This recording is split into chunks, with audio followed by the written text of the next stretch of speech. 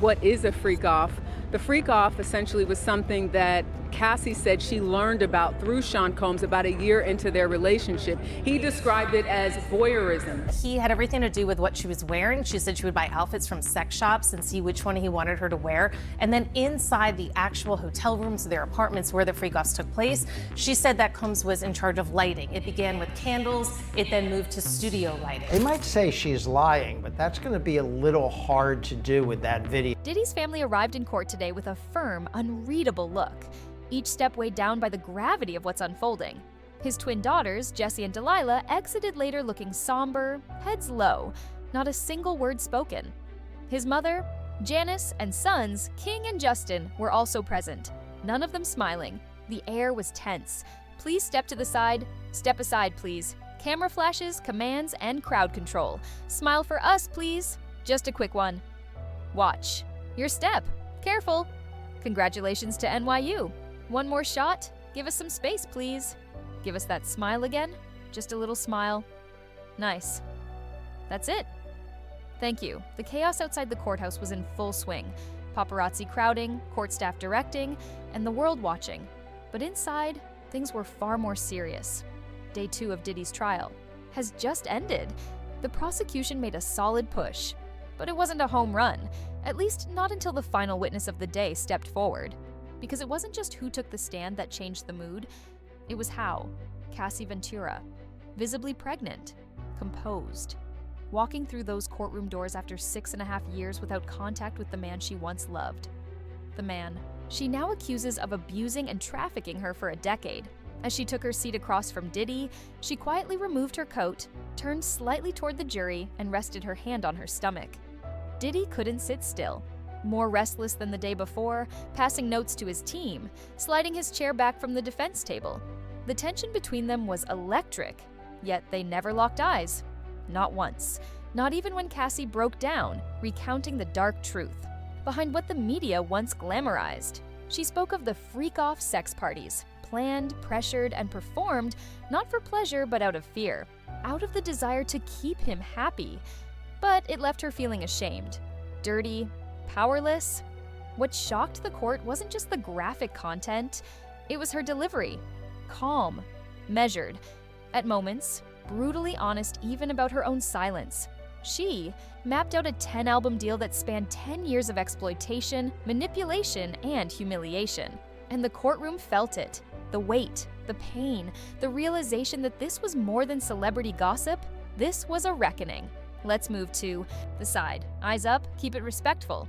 More security, more flashes, more whispered chaos. Hey, hey, step back, watch your back. Outside, it was madness. Inside, history was being made. Day 2 had wrapped, and while the prosecution's momentum was strong, it still wasn't decisive until the last witness changed the game. That's when the tide shifted, not just because she took the stand, but because of how she took it. Cassie Ventura entered the courtroom like a ghost from another life, visibly pregnant, silent, strong, walking past a man she hadn't seen in over 6 years. That man, she told the court, had abused her physically, emotionally, and sexually. That man, the prosecution argued, didn't just hurt her, he used her, trafficked her, destroyed her sense of self. Her composure was unnerving. She sat across from him, never making eye contact, calmly placing her coat aside, subtly turning toward the jury. Her hand never left her stomach. Diddy looked visibly shaken, fidgety, unsettled, shifting in his chair, sliding away from his legal team as if trying to detach from the moment itself. She spoke of love, of fear, of participating in grotesque acts to gain his approval. Not because she wanted to, but because she felt she had to. And with each line, her words cut deeper. She confessed to once loving him, to once thinking she was doing what it took to keep that love. But underneath it all was shame, guilt, a growing awareness that what she endured was not affection, it was control. And as the courtroom sat in silence, Cassie peeled back a decade of performance, revealing the pain behind the mask. The prosecution didn't just claim abuse, they painted a picture of trafficking. And while Cassie testified, seated directly across from Diddy, her hand remained cradled on her belly, her body angled gently toward the jury. Her calmness never wavered, not even as she recounted the years she spent enduring grotesque demands, like orchestrating and participating in sexual freak-off events. Not because she enjoyed them, but because she feared him, because she wanted to appease him, because she didn't know how to say no and still feel safe. And Diddy? He couldn't hide his discomfort, more nervous than the day before, scribbling notes, pulling away from the defense table, visibly rattled. But the most striking part? They never looked at each other. Not once. Even as she described moments of crying through the performances. Even as she confessed she used to love him. She shared how she got involved in these freak-offs out of fear, not desire. And how those events over time left her feeling used, ashamed, disgusting. Yet her delivery stayed consistent, steady, as if she had rehearsed truth in silence for years. At one point, she even turned the spotlight on herself, acknowledging how long it took her to realize that fear is not loyalty. That silence is not love. She explained how her 10-album record, Deal, spanning over a decade, was less about music, more about control. And now, she wasn't just telling a story. She was issuing a warning. What the world once saw as luxury was, in her words, sexual humiliation dressed in designer clothes. And once you heard Cassie speak, the courtroom stopped being just a courtroom. It became a reckoning chamber. She said she felt disgusting, worthless, and she didn't want to do any of it. But with each passing minute, the testimony dug deeper, more graphic, more disturbing. Yet Cassie's tone never shifted. She stayed composed, calm, matter of fact, even when describing the darkest corners of her experience. She didn't just expose Diddy, she examined herself. She admitted to being complicit out of fear, to staying longer than she should have, to mistaking control for love. And then she laid it bare. This wasn't just a toxic relationship, it was a prison sentence disguised as a record deal. 10 albums, 10 years. 10 years of abuse, shame, and sexual coercion disguised as career advancement. When she told the court what Diddy used to say to her, the room fell silent. If she didn't obey, if she didn't perform, he'd release private videos, what she called freak-off tapes, footage of her and others. He used them like chains, not just to hurt her, but to remind her that escape meant exposure. And that's when the question shifted. Was this the face of music and fashion, or the face of a criminal operation? The courtroom wasn't sure, but the weight of her words lingered. Poll was brought up mid-coverage. Did people see Cassie as a victim, or as a willing partner? 2% said victim, but it wasn't that simple, because Cassie wasn't just manipulated. She also arranged things. She also made payments. She allegedly recruited others. That blurs the line. Victim or co-conspirator, or both. The deeper this case goes, the messier it gets. And that's when one piece of evidence came up that changed everything. One video that could redefine the entire narrative. Cassie referred to them as freak-off videos, graphic recordings of acts she was coerced into with others. Diddy didn't just threaten to release them, he wielded them like weapons, tools of psychological warfare, ways to make her stay, obey, perform. That's what makes this story different. That's what makes him different. Because the real question became, is this a music empire or a criminal operation wearing the skin of entertainment? Viewers were asked to weigh in. A live poll flashed across the coverage. Do you think Cassie Ventura was a victim or a willing partner in all of this? The response? 82% said yes. But the wording was confusing. Yes to what? Victim, partner, both. Clarification followed. 82% believed she was a victim, but that doesn't erase the complexity. Because Cassie wasn't just passive, she had roles. Allegedly, she made payments to escorts, arranged travel, facilitated participation. That complicates the story, and she wasn't alone. Many within Diddy's inner circle may also walk that blurred line, part victim, part enabler. It's a dark, disorienting space where power silences objections and fear becomes compliance. But there's one thing that's harder to dismiss: the video. Because what do you think happens when a woman in that position says no? What happens when she's too tired, too broken, or simply unwilling? That video, the one she feared, may answer that question. It might show coercion or worse. And if it does, It could become the most damning evidence in the entire case. Eventually, clarification came in. 82% believed Cassie was a victim, but still, some voices pushed back. If the allegations are true, one reporter said, then yes, she was clearly a victim, but she also played a part in it because Cassie wasn't just coerced, she allegedly arranged payments, booked escorts, facilitated logistics. That's not speculation, that's testimony, which raises a deeper, more uncomfortable question. Can someone be both a victim and a participant? The answer isn't simple, and it doesn't just apply to Cassie. There were others in Diddy's world: assistants, friends, business partners, people who may have witnessed, enabled, or stayed silent, people who might have felt powerless, or maybe just prioritized protection over justice. Because when you're orbiting a star that powerful, it's hard to tell where light ends and shadow begins. Still, one thing became clear: that video, the one Cassie feared, may be more than a threat. It may be proof of force, of fraud, of coercion. And in court, that's everything. What would happen if she had simply refused? Said, "I won't perform tonight. I won't pay anyone." Would it have ended in silence or violence? The prosecution wants to show that video. The defense wants it buried. But one way or another, it's coming. And when it does, the courtroom may never be the same. In the end, many in Diddy's circle may be some twisted blend of victim and co-conspirator. But that video, it changes everything. Because the real question is simple. What do you think would have happened if Cassie had said no? If she'd looked him in the eye and said, "I'm not doing it tonight. I'm not paying anyone. I'm done." Would he have accepted that? Or punished it? That's why this video is so critical. It could be the most powerful piece of evidence in the case because it sets the foundation for everything the prosecution is arguing. Coercion, fraud, force. And then the questions from the public kept coming. How old was Cassie when they first got involved? 19? She was 19. He was in his mid-30s, a 17-year age gap. And while age alone doesn't equal abuse, it does raise red flags, especially when paired with vast imbalances of power, money, and influence. That gap, combined with everything we now know, paints a darker picture. One where control wasn't just emotional, it was strategic, calculated, and constant. A 17-year age gap. That's not just trivia, that's leverage, especially when one side holds the spotlight and the other holds on to hope. When you're 19 and he's already a global icon, the balance is gone before it even begins. That's not a relationship. That's gravity. Then came another question from the public. If Diddy is found guilty, what kind of time is he facing?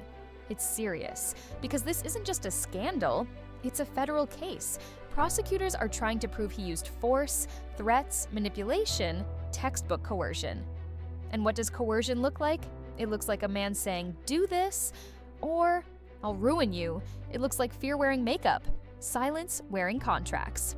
Now, here's the problem. Cassie never testified that he explicitly said, "Do this, or I'll leak the video." That kind of direct line, the legal slam dunk, isn't there. Not yet. That leaves the jury in a tough position. They're not just weighing facts, they're decoding fear, reading between the silences, and asking, was that threat still real, even if unspoken? Because control doesn't always come with a quote. Sometimes it just comes with a look. If Cassie had said it, if she'd made the threat explicit in her testimony, this case might be a legal slam dunk. But she didn't. Not yet. That loop hasn't been closed. And so, the jury is left to interpret implication, to decide if control without words is still control, if fear that isn't shouted is still valid. Still, just because it's subtle doesn't mean it's small. Because Diddy holding that kind of power over her, that's not nothing, and it's not new.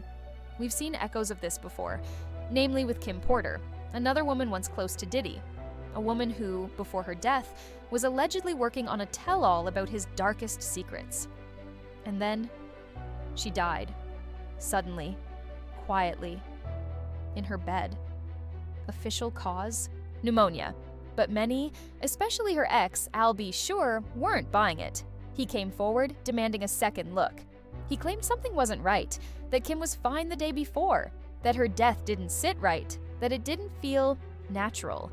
And when whispers like that start circulating around more than one woman, it no longer feels like coincidence. it starts to feel like a pattern. Al B. sure made it clear. He wasn't just speaking out for headlines. He wanted justice. He wanted Kim's case reopened, and he wasn't alone. A group known as the Paperwork Party filed an open petition, pushing for the investigation into Kim Porter's death to be re-examined. Public pressure was building. People were connecting. Dots, drawing patterns, questioning the silence, because the timeline was too clean, too convenient. Kim Porter, they said, was healthy the day before, smiling, engaged, normal, and then the next morning, she was gone. Found unresponsive in her bed. The cause? Pneumonia. But to many watching closely, that explanation didn't sit right. You're telling me a woman that Wealthy couldn't call a doctor, couldn't get an ambulance, couldn't have medical care at her fingertips? That's the kind of doubt swirling around this case. And to make it worse, there's uncertainty around whether an autopsy was even done properly. If it was conducted at all, some believe it was incomplete, rushed, quiet.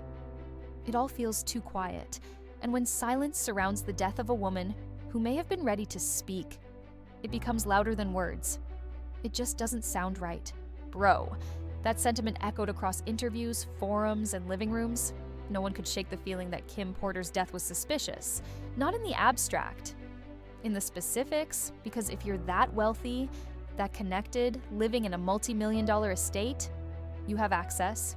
You can call any doctor at any time. If you're not feeling well, you don't wait. You act, you prepare, you protect. And yet, she was gone. Many believe Kim had a net worth in the millions, some estimating over $12 million annually from ventures and assets. So why no urgent care? Why no emergency team on call? And more than that, why does it feel like everything about her death was swept under a velvet rug? The murmurs grew louder. Was an autopsy even done? Some say yes. Others say it was rushed, incomplete. A formality more than a forensic necessity. To those who knew her, the story didn't add up. The timeline didn't match the woman they remembered. Vibrant, engaged, alive just hours before. And when powerful people disappear under vague circumstances, the truth doesn't disappear with them. It lingers. It haunts. And even if an autopsy was done, one commentator said, it felt like a half job. When pressed for his personal belief on Kim Porter's death, he hesitated. If I say what I really think, I could be liable. That silence said more than any speculation ever could, but the courtroom wasn't focused on Kim, at least not directly. It turned back to Cassie, and what she revealed next only deepened the weight of her testimony. She said she didn't want to be involved in those so-called freak-offs. She didn't enjoy them. She didn't ask for them. She endured them. And when she tried to gently bring it up to Diddy, when she tried to say, this isn't working, she tiptoed. Carefully, softly. Not because she lacked the words, but because she feared his reaction, and that matters. Because this trial isn't just about what Cassie felt, it's about what Diddy did. It's about proving that her silence wasn't choice, that her compliance wasn't consent. It's about showing that the crimes weren't just physical, they were psychological. And to do that, the prosecution has to paint a complete picture of coercion, one where fear was more powerful than freedom. The prosecution didn't just allege abuse, they framed it as an organized criminal enterprise. Not just one man acting alone, but a system, a machine. Staff not only helping him execute, but helping him cover it up. And then came an update straight from the courtroom. The prosecutor asked Cassie, how would he keep tabs on you? Her answer was chilling in its simplicity. We didn't live far apart. He'd send security. Or a trusted assistant. When pressed for names, she didn't hesitate. David James, Christina Courtroom. Names that, while not central to the criminal trial, had surfaced before in prior lawsuits. It painted a picture of surveillance masked as protection, of assistants acting as informants, of boundaries blurred and privacy erased. Then came another question. Was your relationship exclusive? Cassie's answer, no. And with that, the veil slipped even further. This wasn't just about a dysfunctional romance. This was about a system of control, where personal, professional, and sexual boundaries were all blurred under Diddy's direction. And the deeper the prosecution dug, the more names emerged. And with each name came the possibility of corroboration, or contradiction, and the question hung heavy in the room.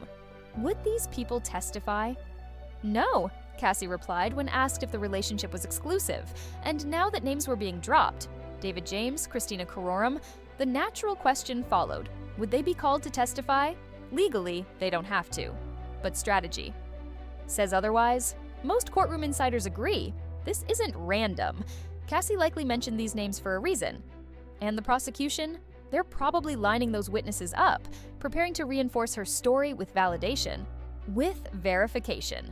Because here's the thing, the defense knows what to expect. Their move is clear. They're going to say she's exaggerating, that she's embellishing, that she's manipulating the narrative. But that strategy gets harder to pull off when there's a video, when there are receipts, when there are witnesses. And the prosecution knows this. That's why they're building this like a case of scaffolding. Cassie's words are the frame, but they need support beams. Other people, texts, security logs, travel records, all of it. Because one strong testimony is powerful, but corroborated testimony? That's lethal. The defense might not call her a liar outright, but they'll say she's exaggerating, painting a distorted picture, crafting a narrative to serve the case. And that's why the prosecution's next move is critical. Corroboration, because one voice, no matter how powerful, still leaves room for doubt. But a second voice confirming it, a document aligning with it, a timeline that matches, that turns doubt into credibility. So imagine this. Cassie says, David James came to check on me on behalf of Diddy. And then David James takes the stand and says, yes, I did.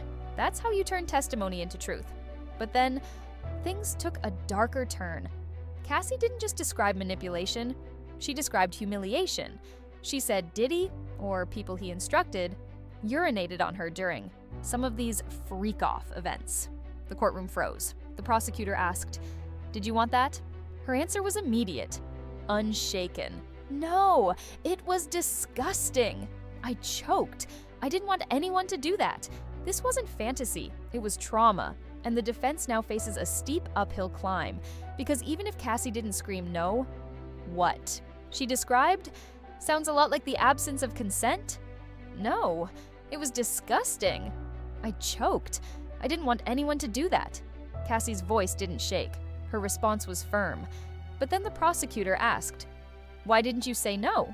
Her answer, it was obvious I didn't want it. And now, this is where the defense seizes its chance. They might argue, she didn't clearly say no. Did he physically force her? That's what the law cares about. Proof of force or threats. And yes, Cassie admitted something complicated. She never gave explicit permission, but she also never said the word stop. That creates a legal fog, a gray area the defense will cling to, because in court, emotional revulsion isn't always enough. The law often asks for clarity, a moment that can be pointed to, quoted, time-stamped. But real life doesn't always work that way, especially not when fear lives in silence. So now, the jury is left with a burden that goes beyond logic. It demands empathy, interpretation, the ability to feel what wasn't said aloud, and with Cassie now visibly pregnant, about to deliver. These details for days, the question becomes, how will the jury interpret her? With neutrality, with sympathy, or with suspicion? Because their perception won't just shape a verdict, it will shape the narrative history remembers. Cassie is visibly pregnant, expecting her third child, and whether jurors admit it or not, that image matters. A mother-to-be testifying against the father figure of the music industry, calm, composed, yet carrying the weight of past trauma and future life. But jurors are instructed not to let emotion cloud the facts, to remain neutral, to judge based solely on evidence, not appearances. The judge reminded them of this before proceedings began. Stay impartial, stay objective, stay focused. Still, humans are humans. And Cassie's presence in that courtroom, her voice, her belly, her composure, shifts the room every time she speaks. Meanwhile, Diddy maintains his innocence. He denies all charges, all allegations. His defense team remains firm. They say there's more to the story, that this is about heartbreak and money, not crime. Still, they acknowledge something major: the videos. Yes, the infamous freak-off footage will be shown during trial, but the defense insists those tapes weren't uncovered through a sting. They weren't found by investigators, they came from Cassie's phone, and that detail alone could shift the jury's understanding. Because now, the question becomes, why did she keep them? And what story will those videos tell? The defense doubled down. They told the court these videos, the so-called freak-off footage, didn't come from an FBI sweep. They weren't seized during a raid. They came from Cassie herself. So why did she keep them? That's the seed of doubt the defense wants to plant. Maybe this isn't about crime. Maybe it's about revenge, love, infidelity, money. But the prosecution isn't backing down. They say this isn't a messy breakup. It's a criminal enterprise. A web of manipulation, exploitation, and pain that goes far beyond Cassie alone. You'll hear from others, the prosecutor said. They were kicked, punched, forced to take drugs, pressured into sex acts. This wasn't just a relationship, it was a machine. And Cassie, she was just the first to testify. Now 38 years old, she held it together until she couldn't. As they referenced the tapes, the abuse, and the trauma, her composure cracked, her voice broke. And that shift didn't just humanize her, it reminded the jury